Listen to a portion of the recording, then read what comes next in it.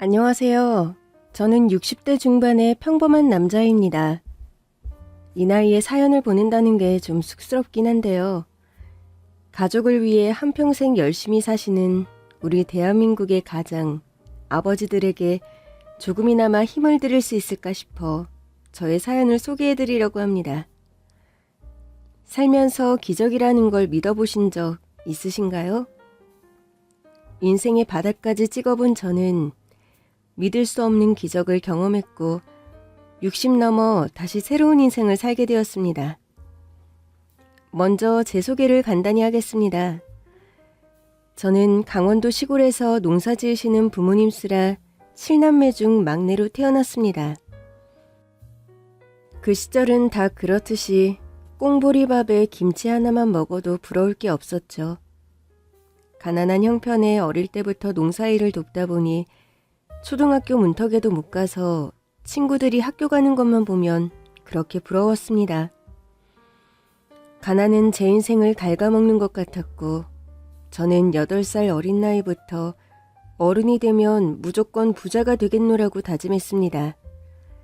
저희 집 근처에 탄광이 있어서 아버지는 농한기에는 연탄 공장에서 일을 했습니다. 연탄을 만들고 직접 배달까지 해주며 제법 수입이 괜찮았습니다. 리어카에 연탄을 싣고 집집마다 다니며 배달하는 아버지가 힘든 것 같아서 제가 가끔씩 도와줬어요. 그 당시에는 집 창고에 연탄 100장, 200장씩 쌓아놓는 집은 부자였죠. 연탄이 워낙 비싸서 낱개로 사가는 집이 많았거든요. 아버지는 돈 되는 일이라면 다 했습니다. 그러고 보면 아버지는 장사 수완이 좋았던 것 같습니다. 제가 살던 동네가 외딴 산골이다 보니 아버지는 읍내 장터에서 생필품을 사와서 마을 사람들에게 팔아서 이윤을 남겼어요. 그런 아버지를 따라다니며 저도 장사에 관심이 많아졌습니다. 일하고 받은 돈을 차곡차곡 모았거든요. 아버지는 형제들 중에서도 유독 돈에 관심 많은 저를 보고 돈을 많이 벌려면 서울로 가라고 합니다. 아버지가 주신 반값만 들고 저는 20살이 되던 해에 진보다리 하나 들고 서울로 왔습니다. 직업 소개소를 다니며 일자리를 구했지만 나이가 어리다고 잘 써주질 않았습니다. 그래서 아버지가 하셨던 방식대로 저는 서울에서 제일 크다는 동대문 시장에 가서 양말을 도매로 구입해서 종로 번화가 골목 난전에서 팔았어요. 생각보다 장사가 잘 되어서 저는 품목을 점점 늘렸습니다. 구두, 베갯보, 액세서리 등 종류가 늘다 보니 돈도 순식간에 모였습니다. 그렇게 돈이 모이자 저는 1평짜리 점포를 구해서 구두 닦기 일을 시작했습니다. 그 주변엔 직장인들이 많아서 자본금도 별로 안 들고 돈벌이가 잘 될 거라 생각했거든요. 가만히 손님을 기다릴 게 아니라 저는 건물마다 다니면서 호객 행위를 했습니다. 처음엔 건물 경비원에게 쫓겨났지만 음료수도 사다 주고 친해져서 건물 진입에 성공할 수 있었죠. 저는 사무실로 들어가서 벗어놓은 구두를 무작정 닦았어요. 뭐 하는 거예요? 이거 서비스로 닦아드리는 거예요. 이 구두 속아주기 연하고 아주 고급 재질이네요. 조금만 강내줘도 몇 년은 더 신을 수 있을 거예요. 고맙긴 한데 미안해서. 전혀 부담 갖지 마세요. 내일 또 올게요. 저는 그렇게 고객을 한번 정하면 몇 번 무료 서비스로 닦아줬고 결국 제 단골 고객이 되었어요. 그렇게 저는 직장인들 사이에서 소문이 나서 단골이 엄청 늘었습니다. 제가 건물 한 층을 지나면 구두 20-30켤레는 수거를 해올 정도였으니까요. 그러던 어느 날 제가 늘 방문하는 사무실에서 직원들 구두를 수거하려는데 한 여자가 하이힐을 신고 급하게 계단을 뛰어내려가고 있었어요. 몸에 붙는 정장 치마 차림에 위태로워 보였고 그만 하이힐 뒷굽이 부러지면서 넘어지려는 찰나에 제가 뛰어가서 그 여자를 붙잡았습니다. 괜찮으세요? 네, 감사합니다. 굽이 부러졌네. 큰일 났네. 그러면서 굽이 부러진 하이힐을 신고 가려고 하더라고요. 중요한 미팅이 있어서 지금 빨리 가봐야 돼서요. 잠깐만요. 이 구두 신고 가세요. 이건 샘플로 가지고 다니는 구두라 새 거예요. 굽 부러진 구두 신고 가면 발목 다쳐서 큰일 나요. 정말 감사합니다. 제가 급해서 꼭 구두 돌려드릴게요. 여자는 굉장히 다급해 보이는 표정으로 뛰어갔어요. 다음날 점심때쯤 가게로 그 여자가 찾아왔습니다. 제 가게는 여자가 일하는 회사 건물 앞에 있거든요. 손에는 어제 신었던 구두가 들려 있었습니다. 계셨네요. 어제는 정말 감사했어요. 덕분에 미팅도 잘 끝났어요. 거래처와 계약하는 미팅이었는데 바로 거래가 성사됐어요. 이 구두가 행운을 불러준 것 같아요. 다행이네요. 일이 잘 됐다고 하니까 저도 기분이 좋네요.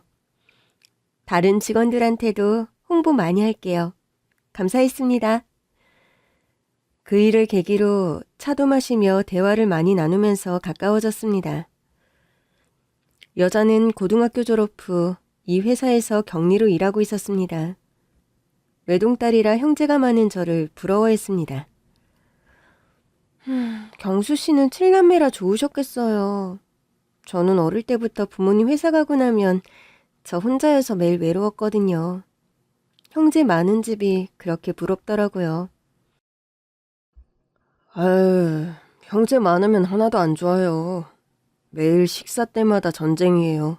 서로 맛있는 반찬 집어먹느라고 싸움 난다니까요. 어릴 때는 맨날 싸웠지만 이제 어른이 되고 보니 누나 형들이 있어서 든든하고 좋긴 해요.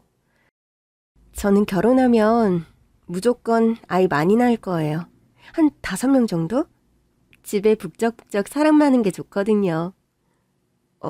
그래요? 그럼 저한테 시집 보실래요? 네? 갑자기요? 그렇게 저는 프로포즈를 했고 미연 씨와 결혼하게 됐습니다. 결혼해서도 저는 구두 닦기 일을 했고 아내도 회사를 계속 다니며 돈을 모았습니다. 그러던 어느 날 가게에 잠바 차림에 나이 지긋한 중년 남자가 찾아와서는 명함을 건네더라고요. 저는 구두 회사를 운영하고 있는 대표인데요. 회사가 이 근처라 사장님을 자주 봤어요. 저희 건물에도 오셔서 구두 가죽이며 관리법까지 설명해 주시는 걸 들었는데 그쪽으로 조예가 엄청 깊더라고요. 혹시 다른 곳에서 구두 관련한 일을 하셨나요? 아니요. 구두 닦기는 처음 해보는 거예요. 구두만 닦으면 경쟁력이 없겠다 싶어서 구두 공장에 가서 귀동냥으로 배운 거죠. 나름 책도 사서 공부도 하고요. 와, 대단하시네요. 그래서 저희 회사로 스카우트하고 싶어서요. 그런 마음가짐이라면 뭐라도 해낼 사람이구나 싶더라고요. 한번 고민해 주시겠어요?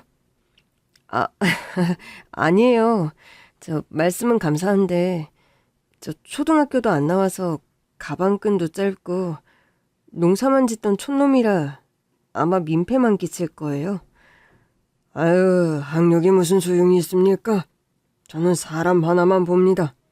제가 사람 보는 눈이 남달라서 제 확신을 믿거든요. 대표님이 그렇게까지 신경 써주시니 제가 여기서 단박에 거절을 할 수가 없네요. 제 집사람과 상의하고 답변 드려도 될까요? 결혼하셨군요. 그럼 더 잘 됐네요. 저희 회사 꽤 큰 회사예요. 월급 걱정은 마세요. 결혼도 하셨다니 그건 제가 잘 챙겨드리겠습니다. 원래는 공채로 시험 쳐서 들어와야 되는데 사장님은 제가 특채로 뽑는 거라고요. 너무 영광이네요. 상의해보고 조만간 대표님께 연락드리겠습니다. 그날 저녁 저는 아내에게 그 얘기를 꺼냈습니다. 와, 여보, 그 구두회사 몰라요? 거기 엄청 유명한 데예요. TV 광고도 나오고요. 구두가 워낙 고가여서 저는 신어본 적도 없지만 저희 회사 여직원들은 그 구두 많이 신어요. 뭘 고민해요. 당장 일한다고 해야죠. 그래? 난 조그만 중소기업 회사 사장인가 싶었는데. 그럼 연봉도 높겠네? 당연하죠. 여보, 우리한테 기회인 것 같아요. 아내의 말을 들으니 저는 확신이 들어서 더 고민할 것도 없이 다음날 그 명함에 적힌 주소대로 회사를 찾아갔습니다. 아내 말대로 회사는 엄청 컸습니다. 데스크에서 대표님을 찾으러 왔다고 하니 직원이 저를 대표님 방으로 안내했습니다. 어서 와요. 오늘 오신 거 보니 제 제안에 승낙을 하신 거겠죠? 아이고, 제가 대표님을 몰라 뵙고 주제 넘게 고민한답시고 그런 막말을 했습니다. 엄청 귀하신 분인데 제가 결례를 범했다면 이해해 주십시오. 아니에요. 이렇게 와주셔서 제가 감사하죠. 근데 제가 성함도 안 여쭤봤네요. 전 김경수라고 합니다. 제가 간단히 이력을 써서 갖고 왔거든요. 아무리 특치라도 격식은 갖춰야 할 것 같아서요. 그래요. 경수 씨한테 거는 기대가 큽니다. 잘 부탁드립니다. 아니에요. 많이 배워야죠. 그리고 말씀 편하게 하십시오. 나이도 25밖에 안 됐는데요. 네, 정식 발령 나면 자주 얼굴 보면서 친해지면요. 초등학교도 못 다닌 강원도 시골 촌놈이 이 큰 재화회사에 취직했다는 자체로 인생 역전이었습니다. 저는 개발부에서 구두 디자인부터 원단, 제조까지 전반적인 일을 맡아 했습니다. 하다 보니 일도 재미있고 프로젝트도 성공해서 빨리 승진했습니다. 제가 윗사람들한테 인정받고 승진되는 걸 유독 경계했던 한 사람이 있었습니다. 제 상사인 강 부장이었어요. 제가 낙하산이라 못마땅한 거였습니다. 이상하게 제가 낸 보고서를 계속 반려하고 밤늦게까지 야근을 시키고 괜히 제가 한 업무에 트집을 잡아 사람들 앞에서 무안을 주기도 했습니다. 그러던 어느 날 강 부장이 갑자기 구두를 저한테 던지며 김 과장, 이 구두 좀 닦지? 김 과장 듣기라며. 부장님, 그게 무슨 말씀이세요? 김 과장 낙하산인 건 알고 있었지만 더 기막힌 내막이 있는 줄은 오늘 처음 알았네. 김 과장 초등학교도 안 나온 구두 닦기라며? 아니, 어떻게 구두 닦기가 우리 회사에 입사할 수 있어? 어떻게 대표님을 구워 삶았는지 몰라도 이건 노조에서 공론화시켜야 할 심각한 문제야. 부장님, 제 뒷조사하고 다니셨습니까? 그래, 좀 알아봤다. 어디서 굴러 들어온 놈이 대표님 백 믿고 지가 무슨 이 회사에서 대단한 뭐라도 된 것처럼 깝죽대길래. 구두 닦기가 잘못된 겁니까? 그리고 대표님이 저를 정식으로 채용한 거고 아무 문제 없습니다. 아니지. 김 과장 자리가 아무나 들어오는 게 아니거든. 네로라는 좋은 대학 나온 많은 수재들이 우리 회사에 들어오려고 기를 쓰고 힘들게 입사하는 그런 자리라고. 이건 형평성에 맞지 않지. 노조에 정식으로 문제 제기해서 이런 부당한 채용에 대해 회사에 강력하게 항의할 거라고. 김 과장 해고시키는 게 내 목표야. 아니지, 부장님. 제가 뭘 그렇게 잘못해서 그렇게까지 하시려는 거예요? 너가 내 자리까지 넘볼 텐데 그럼 내 모가지 잘리는데 그거 보고만 있을 수 없지. 미리 싹수를 잘라놔야지. 부장님, 저 그런 생각 추호도 없습니다. 부장님 존경하고 일 많이 배우고 있어요. 저 결혼해서 가장이라고요. 저 잘리면 갈 데도 없어요. 그냥 없던 걸로 해주세요. 부탁드립니다. 저는 무릎을 꿇고 간곡하게 부탁했습니다. 하지만 강 부장은 노조 위원장에게 말했고 직원들이 강력하게 회사에 항의하며 회사 1층 로비에서 플랜카드를 걸고 저를 해고시키라는 시위를 했습니다. 이를 지켜만 볼 수 없었던 대표님이 저를 부르셨습니다. 경수야, 정말 미안하다. 노조에서 이렇게 들고 일어나면 대표인 나로서도 어쩔 수 없어. 괜찮습니다. 대표님이 더 곤란해지셔서 제가 죄송합니다. 그동안 많이 배웠고 감사했습니다. 저는 사직서를 내고 회사를 나왔습니다. 아내 얼굴이 아른거리면서 참았던 눈물이 흘렀습니다. 앞으로 무슨 일을 해야 할지, 당장 생계는 어떻게 해결해야 할지 막막했습니다. 저희 집은 높은 지대에 있는 산동네였습니다. 그 시절엔 다들 연탄을 뗐었는데 산동네다 보니 연탄집 사장님들이 힘들다고 배달을 잘 안 하려고 해서 웃돈을 더 주고 연탄을 주문해야 했습니다. 그렇다면 저는 산동네와 아파트 등 다른 연탄집 가게들이 꺼려하는 틈새 시장을 파고들면 좋겠다는 생각을 했습니다. 어릴 때 강원도에서 아버지와 같이 연탄 배달 일을 했던 경험으로 대출을 받아 연탄 가게를 시작했습니다. 제 예상은 적중했고 높은 지대에 사는 동네에서 주문 전화가 밀려왔습니다. 그렇게 단골도 많이 확보해 1년 만에 엄청난 돈을 벌었습니다. 여보, 당신은 정말 장사가 타고났나 봐. 사업이 체질인 것 같아요. 어쩌면 구두회사에서 직원으로 월급 받고 사는 것보다 당신은 이렇게 사업하는 게 더 잘 맞는 것 같아요. 그러게.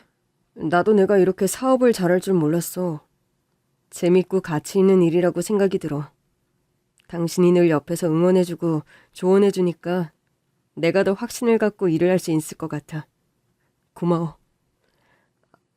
아니에요. 우리 안정되면 빨리 아이도 가져요.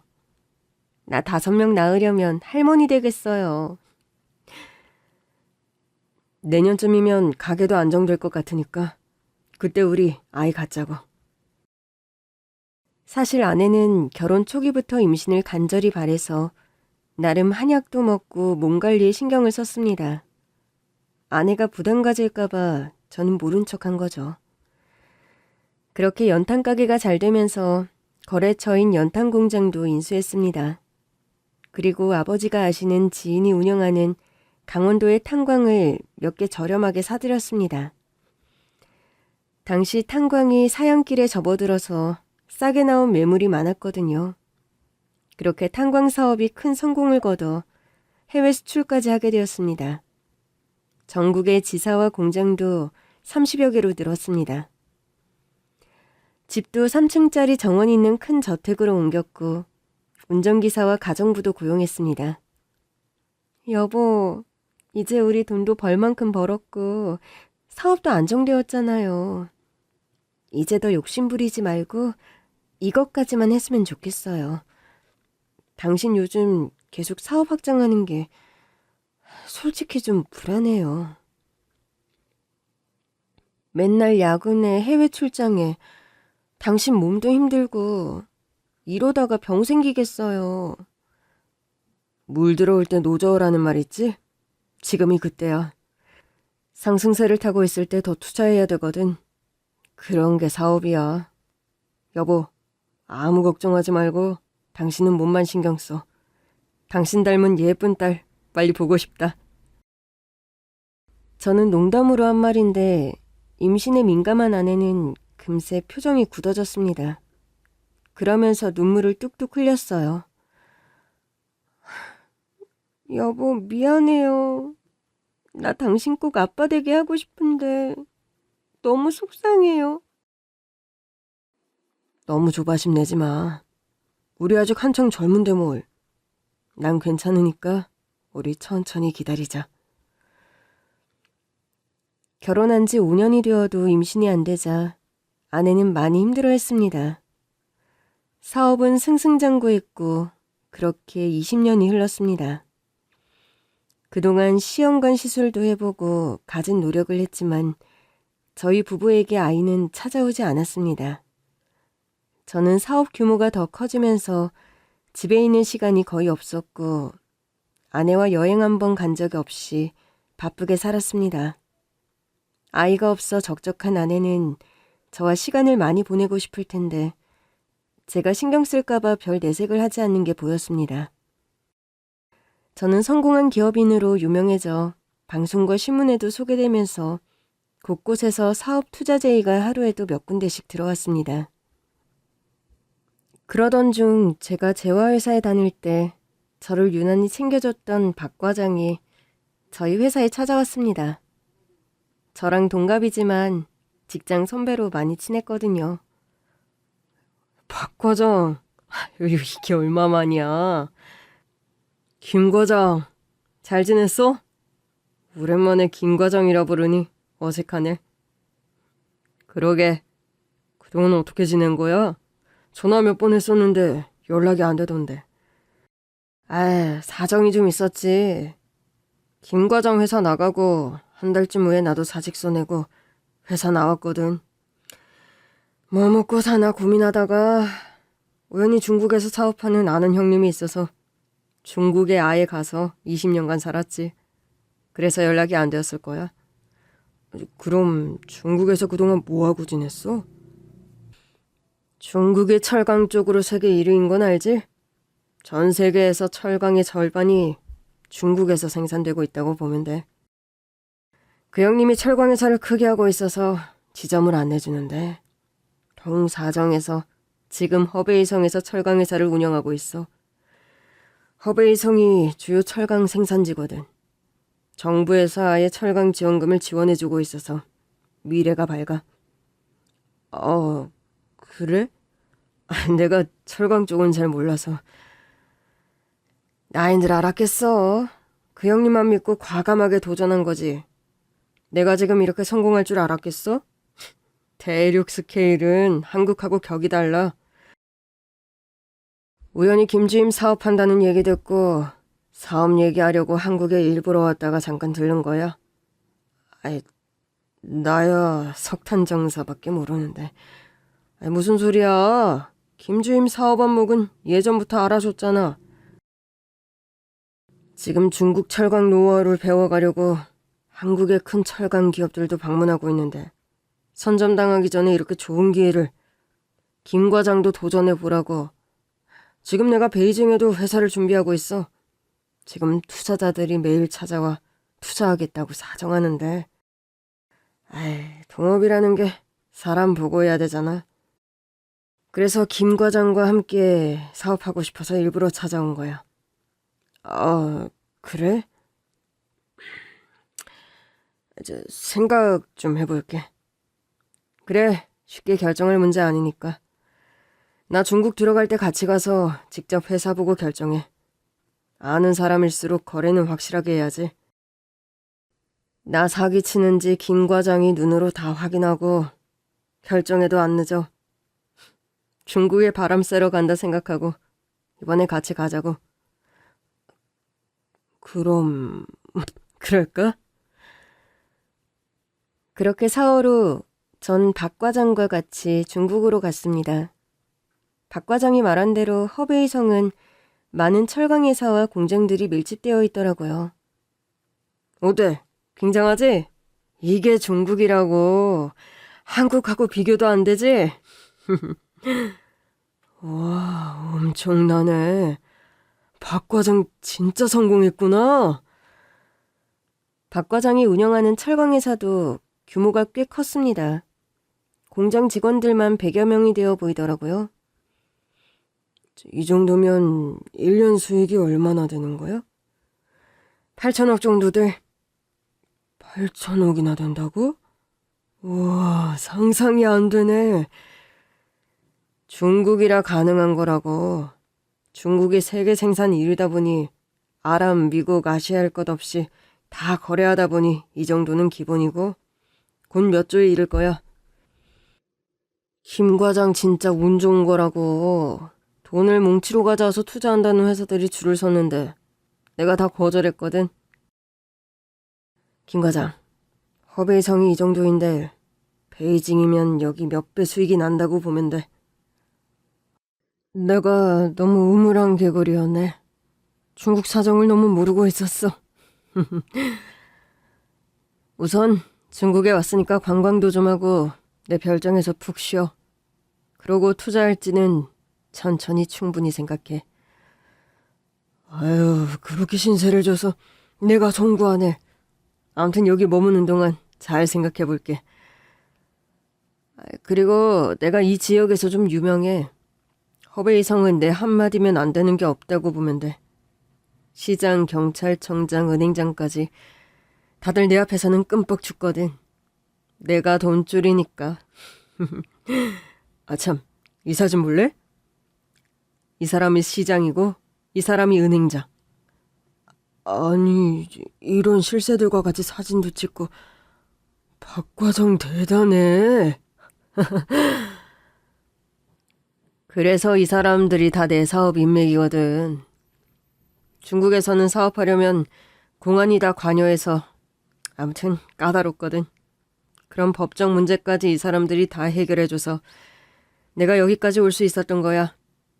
이번 베이징 사업권도 미리 다 얘기해놔서 이 사람들이 그쪽에 말해놔서 순조롭게 진행되고 있어. 아무 걱정할 거 없어. 내가 김 과장 중국뿐 아니라 전 세계 1위 철강 회사로 만들어줄게. 아유, 말만 들어도 기분 좋네. 아니다. 이번에 온 김에 내가 약속 자리 만들어 볼게. 어차피 볼 사람들이니 미리 안면 트면 좋지. 박 과장은 전화를 몇 군데 하더니 진짜 이틀 후 호텔 레스토랑을 예약해서 시장, 경찰청장, 은행장을 불렀습니다. 박 과장이 중국어로 그 사람들과 사업 얘기를 했고 저는 박 과장을 통해서 내용을 전달받았습니다. 다행히 식사 분위기는 좋았습니다. 근데 저런 사람들이 왜 박 과장을 도와주지? 내가 한 꼴통하잖아. 구두회사 다닐 때도 다들 김 과장 쫓아내려고 시위할 때도 나 혼자 피켓 들고 김 과장 강제 사퇴는 부당하다고 1인 시위했잖아. 여기가 사실 비리가 좀 많거든. 저런 공무원들에게 뒷돈을 꾸준히 줘야 여기서 사업할 수 있거든.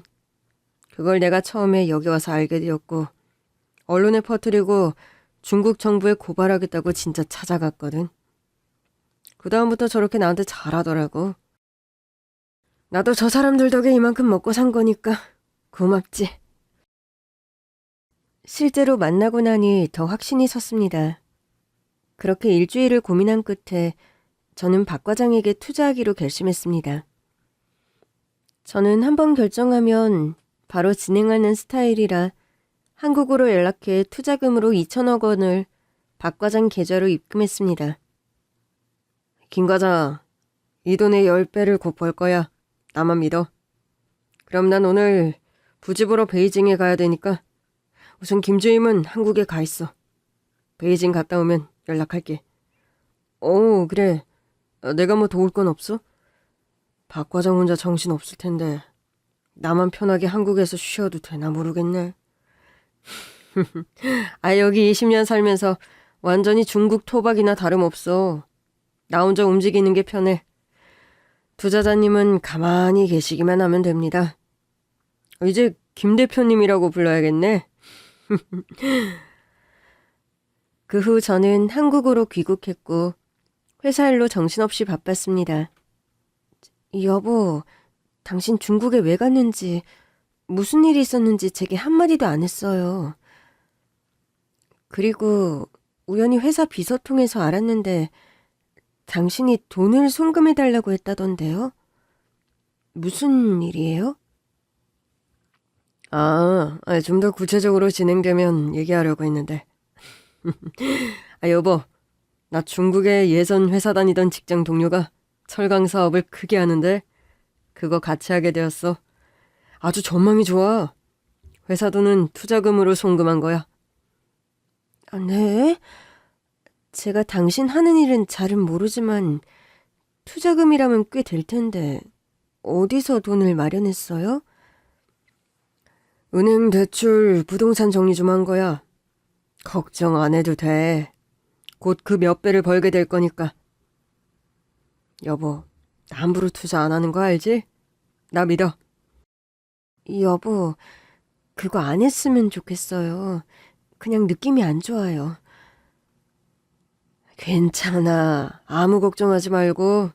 당신은 편안히 돈 어디다 쓸지만 고민하고 있어.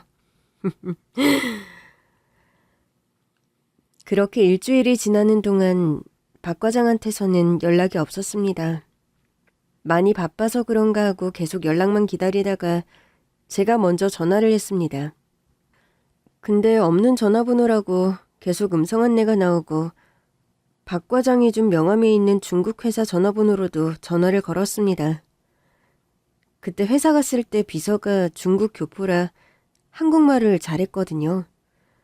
근데 회사 전화도 계속 신호음만 가고 받지를 않았습니다. 저는 1시간 간격으로 전화를 했는데 계속 연결이 안 되었어요. 직감적으로 뭔가 잘못됐다는 걸 알았습니다.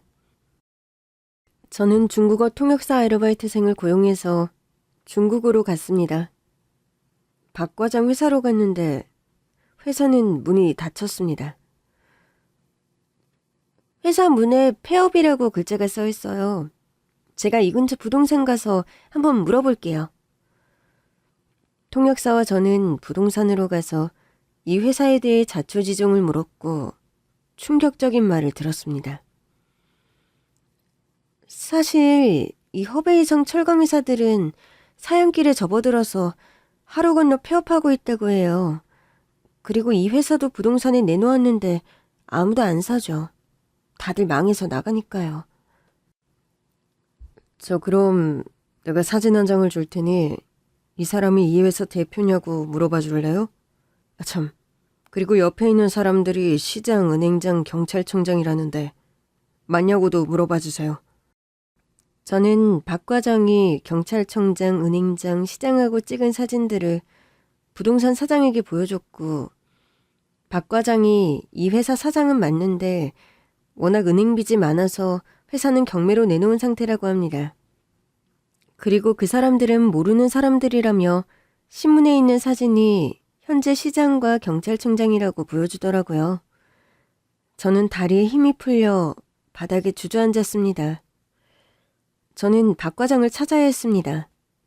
그때 머문 별장 관리인 호텔 레스토랑 직원에게 박 과장 사진을 보여주며 이 사람이 누구냐고 물었더니 이 사람 선불을 주면서 일주일 렌트한 거예요. 처음 본 사람이에요. 그 별장 주인은 딴 도시에 살아서 한 달에 한두 번 정도 와요. 이분 회사 거의 망할 위기여서 이렇게 투자자들 몇 명씩 호텔에 데려왔어요. 그리고 시장, 은행장, 경찰청장이라고 소개하는 사람들은 돈 주고 고용한 사람들이에요. 혹시 선생님도 사기당하셨어요? 사기당한 사람이 한둘이 아니에요. 그 호텔 직원이 박 과장이랑 좀 알고 지내는 사이라 자초지종을 들을 수 있었습니다. 며칠 후에 호텔로 와서 지금 큰돈이 들어와서 중국 떠나서 다시 회사 차린다고만 말했다고 합니다. 제가 어디에 홀렸는지 매사 돈 거래할 때 그렇게 확인하고 신중한 제가 저런 나쁜 놈한테 당했다는 게 믿어지지 않았습니다. 정말 멍하니 서서 헛웃음만 나왔습니다. 중국 공안에 신고해서 인터폴 수배를 했지만 이미 해외로 도주한 것 같다고 사실상 찾기 쉽지 않다고 합니다. 저는 무슨 정신으로 한국으로 돌아왔는지 모릅니다. 집에 오자마자 저는 아내 앞에서 오열을 했습니다. 사기를 당했다고 말하니 아내는 충격을 받고 그 자리에서 쓰러졌습니다. 저는 하루아침에 집과 회사 제 재산 전부를 잃고 빈털터리가 되었습니다. 술은 한 잔도 입에 못 대던 저는 술이 없으면 제정신으로 버티기 힘들었고 그렇게 망가지는 저를 보는 아내는 매일 울면서 속상해했습니다. 잘 먹지도 않고 불면증에 시달리며 아내의 건강은 점점 나빠졌습니다. 저는 정신 나간 사람처럼 박 과장을 잡겠다며 매일 여기저기 다니며 박 과장이 있을 만한 곳은 다 찾아다녔습니다. 그러던 중 저는 아내를 거의 방치한 상태로 맨날 밖으로만 다니다가 아내가 의식을 잃고 응급실에 실려간 후에야 정신이 번쩍 들었습니다. 사업이 망하고부터 식음을 전폐하던 아내는 췌장암 진단을 받았습니다. 여보, 미안해. 나 때문에 당신 말을 들었어야 하는데 내가 미쳤었나 봐. 당신이 구두 닦기부터 시작해서 평생 모은 재산인데 당신 마음이 얼마나 아프겠어요. 제가 더 당신 사업에 관심 가지고 도와줬어야 하는데 제가 아무 도움이 안 됐다는 게 속상해요. 당신 아무 생각하지 말고 병 나을 생각만 해. 나도 곧 일자리 찾아서 재기할 거야. 저는 공사장 막노동 일을 시작했고 그렇게 아내 치료비를 마련했습니다. 하지만 아내의 병세는 급격히 악화됐고 결국 화병으로 몇 달 후 세상을 떠났습니다. 아내가 곁에 없다는 사실에 너무 허망하고 가슴이 아파서 계속 눈물이 흘렀습니다. 아내의 장례식이 끝나고 저는 아내가 없는 지하 단칸방에서 아내의 유품을 정리했습니다. 아내를 처음 만났을 때 제가 줬던 그 구두를 아직도 갖고 있었습니다. 그리고 종이박스 안을 열자 아이를 간절히 원했던 아내가 산 신생아 신발과 모빌, 젖병, 신생아 용품이 가득했습니다. 그걸 보자 저는 참았던 눈물이 왈칵 쏟아졌습니다. 그리고 아내의 일기장이 보였습니다. 그 일기장에는 저와 연애 시절과 신혼 때 일들이 적혀 있었고 거의 아이에 대한 얘기가 대부분이었습니다. 그렇게 일기장을 넘기던 중 웬 사진 한 장이 일기장에 있었습니다. 20대로 보이는 청년 사진이었어요. 누구지? 아내는 외동이어서 남동생은 아닐 텐데. 사진 뒷면을 보니 아내의 손글씨로 은혜보육원 내 아들이라고 쓰여 있었습니다. 사업이 망해 화병으로 세상을 떠난 아내 유품에서 발견된 고아원에 숨겨놓은 아들 사진. 충격적이었습니다. 아들? 말도 안 돼. 집사람한테 숨겨놓은 친아들이 있었던 거야? 왜 나한테 말을 안 했던 거야? 어차피 우리 아이 없는데 친아들이 있었으면 데려와 같이 살면 되잖아. 뭐야? 나한테 말 못할 무슨 사연이라도 있었던 거야? 혼란스러워. 저는 배신감과 안 좋은 생각까지 하며 오만 가지 생각이 들었습니다. 아내가 나와 결혼하기 전에 아이를 낳았었나? 아님 나와 결혼 생활하면서 바람 피워서 아이를 낳았나? 뭔가 아내에게 사정이 있었을 거라고 생각하고 사진 속 아들을 찾기로 했습니다. 우선 전국에 있는 은혜 보육원마다 일일이 전화를 했습니다.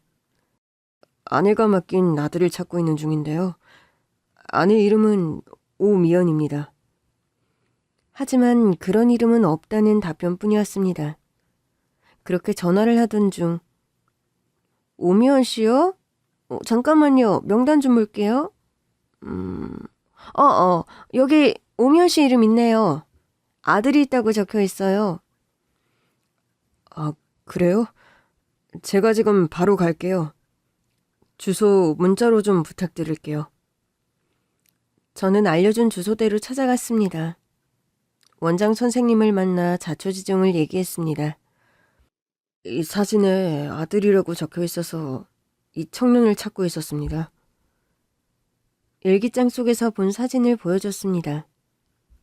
원장님, 이 청년 본 적 있으세요?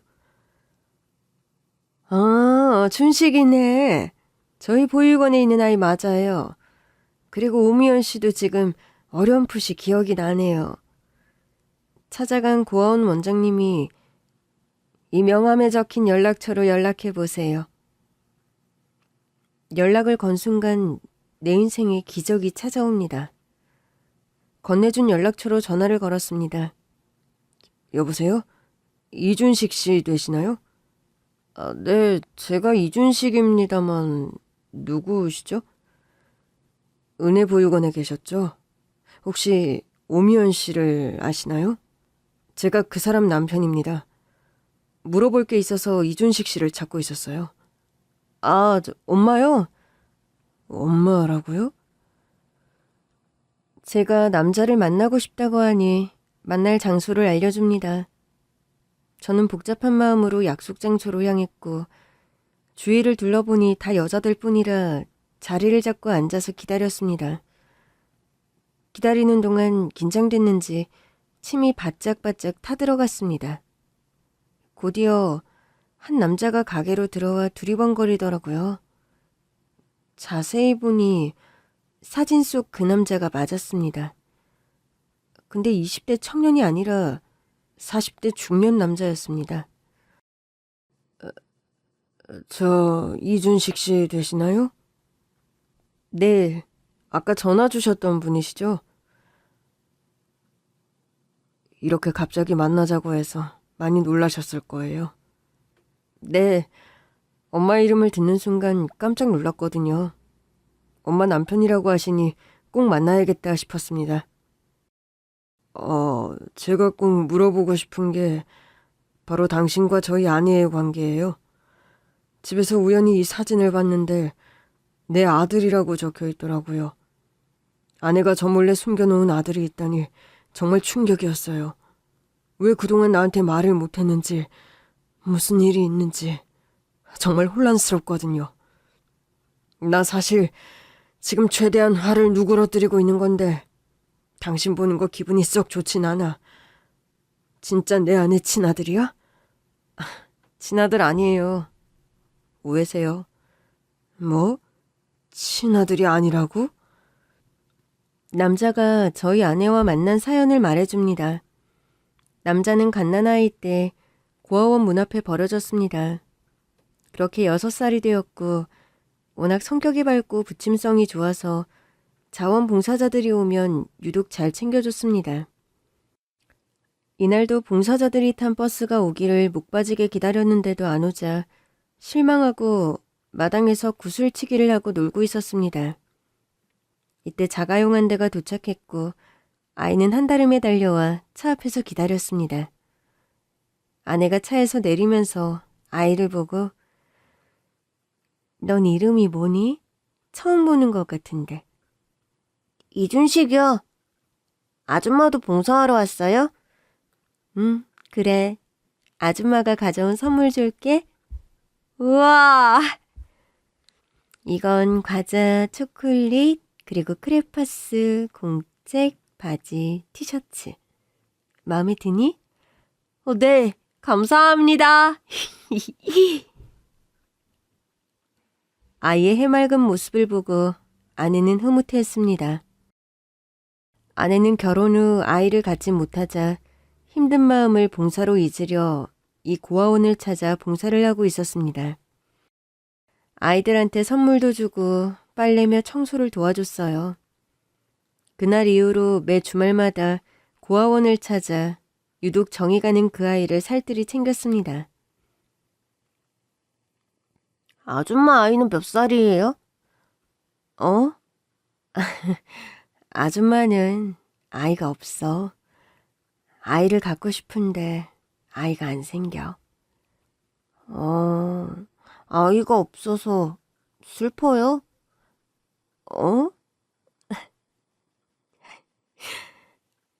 말없이 울고만 있는 아내를 보고 아줌마, 제가 아줌마 아들하면 되잖아요. 울지 마요. 정말 그래도 되니? 저도 엄마 없잖아요. 엄마 아빠 얼굴도 모르고 고아원 앞에 버려졌다고 원장님이 말씀하셨어요. 저도 엄마가 있었으면 좋겠어요. 엄마라고 불러도 되죠? 엄마? 한 번도 못 들었는데 들으면 어떤 기분일까? 엄마! 엄마? 그래, 준식아 엄마야. 그렇게 아이는 아내를 엄마라고 부르며 잘 따랐고 아내도 아이를 자식처럼 여기고 물심양면으로 아이를 돌봐줬습니다. 아이가 초등학교에 들어가면서부터는 공부하는 데 지장 없게 학비, 학용품, 심지어 학원비까지 대주며 친엄마처럼 아이가 잘 자랄 수 있도록 도와줬어요. 엄마, 나 이번에 1등 했어. 어머, 진짜? 우리 준식이 전교에서 1등 했네? 잘했어. 우리 아들, 아유, 예뻐. 아이는 아내의 살뜰한 보살핌으로 공부도 잘했습니다. 준식이 이제 고등학생인데 앞으로 대학은 어디 가고 싶어? 나 사회에서 가난하고 힘없는 약자들을 도와주는 변호사가 되고 싶어. 법대에 가려고. 와, 우리 아들 멋지다. 누구 닮아서 이렇게 똑똑한 거니? 누구긴 누구야. 엄마 닮아서 그렇지. 그렇게 아이는 아내의 도움으로 법대에 진학했고 변호사가 되었습니다. 엄마가 아니었으면 저는 대학도 못 갔을 거고 지금의 전 없었겠죠. 엄마는 제 인생의 큰 은인이에요. 꼭 변호사가 되어서 그 은혜에 꼭 보답하겠다고 했는데 사는 게 바쁘다 보니 그 약속을 못 지켰어요. 대학 다닐 때도 엄마가 대학 등록금도 다 대주시고 원룸도 얻어주셔서 거기서 고시 시험을 준비해서 변호사 시험에 합격한 거죠. 근데 일주일에 한 번씩 제 원룸에 와서 식사도 차려주시고 빨래며 청소를 해주시더니 한동안 발길이 끊겼어요. 연락도 뜸하시고 무슨 일이 있나 싶었어요. 그때 변호사 시험에 합격하고 엄마한테 이 기쁜 소식을 알려드리려고 전화했는데 계속 안 받으시더라고요. 그러면서 저도 일이 바빠졌고 또 결혼해서 아이까지 낳으면서 엄마와 연락을 안 하게 됐어요. 이제 엄마한테 제가 변호사가 되었다는 기쁜 소식을 알려드릴 수 있게 되었네요. 엄마 잘 계시죠? 아내는 얼마 전에 암으로 세상을 떠났습니다. 네? 돌아가셨다고요? 남자는 오열을 하며 스스로를 자책했습니다. 좀 더 빨리 아내에게 연락을 하지 못한 거, 아내가 그렇게 바라던 변호사가 된 걸 말하지 못한 거, 자신을 평생 돌봐주셔서 너무 감사하다는 얘기를 못한 게 너무 후회된다며 통곡을 합니다. 지금 하늘에서 준식 씨 보면서 웃고 있을 거예요. 아내는 평생 아이를 갖고 싶어 했는데 결국 내게 아들을 선물로 줬네요. 아내한테 아들이면 저한테도 아들인 거죠? 저도 준식 씨를 아들로 생각하고 싶은데 그래도 되나요? 그럼요. 저희 아버지 생기면 너무 좋죠. 그렇게 저는 아내가 맺어준 인연으로 남자와 부자 관계로 지내며 친해졌습니다. 시간이 흘러 어느 날 저 매번 만날 때마다 아버지는 제 얘기만 물어보시고 아버지 얘기는 전혀 안 하시잖아요. 무슨 이유가 있으세요? 누가 알아봤자 괜히 마음 쓸까봐 얘기 안 하는 거야. 아빠 아들 사이에 못할 말이 뭐 있어요. 말씀드렸죠? 제 생명의 은인이신 엄마한테 빚 꼭 갚는다고요. 그 빚 아버지한테 갚아야겠어요. 무슨 일인지 말씀해보세요. 제가 어떻게든 도와드릴 테니까요. 사실 내가 젊었을 때부터 사업을 해서 돈을 많이 벌었어. 재벌 소리도 듣고 잘 살았지. 근데 아는 지인이 사업 확장한다고 동업하자 해서 투자했다가 돈 떼이고 그 인간은 잠적했어. 피 같은 돈을 사기당하고 난 집과 회사 전부를 잃고 빈털터리가 됐지. 겨우 반지하 월세방 하나 얻어서 살다가 아내가 스트레스로 화병이 나서 그렇게 된 거야. 다 나 때문이야. 아내는 투자하지 말라고 했는데 그때 아내 말을 들었어야 했는데 내 욕심으로 한순간에 나락에 떨어졌어. 어떻게 그런 힘든 일이 있어서 엄마와 연락이 안 된 거군요. 피해액은요? 그자는 경찰에 신고했어요? 법적으로 조치는 하셨고요? 피해액은 2천억이야. 중국에서 일어난 사건이라 중국 경찰은 잡기 힘들다고 하고 변호사 쓸 돈이 없어서 소송이나 그런 거 할 여유가 없었어. 참, 마지막으로 들은 소식은 내가 준 돈으로 다른 곳으로 가서 사업할 거라고 했대. 아니, 어떻게 2천억을 사기칠 생각을 다 했대요? 정말 악랄한 놈이네요. 아버지, 걱정 마세요. 제가 기업 소송에서는 우리나라에서 탑이거든요. 제가 변호해서 패소한 적이 없어요. 그쪽 분야는 제가 전문가니까 이제 저한테 맡기세요. 이대로 당할 수는 없죠. 준식이는 먼저 중국으로 가서 당시 사건을 담당했던 경찰을 만나 사건 기록들을 다시 살펴봤습니다. 참고인들 연락처를 보고 한 명씩 다시 찾아가 박 과장이 갈 만한 곳을 캐물었습니다. 그중 박 과장 일을 봐주던 회사 비서가 박 과장이 도주한 후 한 번 전화와서 중요한 서류를 소포로 붙여달라고 했답니다. 그러면서 그때 알려준 주소를 건네줍니다. 준식이는 당장 그 주소로 찾아갔고 거기는 해외가 아닌 울산에 있는 철강 회사였습니다. 저한테 사기쳐서 가져간 돈으로 버젓이 회사를 차렸던 겁니다. 준식이 말로는 신분 세탁을 해서 주민등록번호며 이름도 바꿨다고 하더라고요.